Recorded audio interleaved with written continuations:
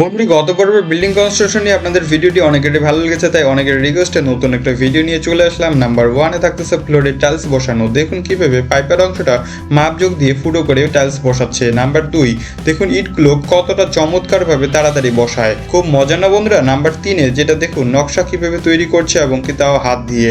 Number 4, দেখুন কিভাবে বড় বড় রড দিয়ে মই বানাচ্ছে এবং কি তাও একাই, খুব চমৎকার না বন্ধুরা।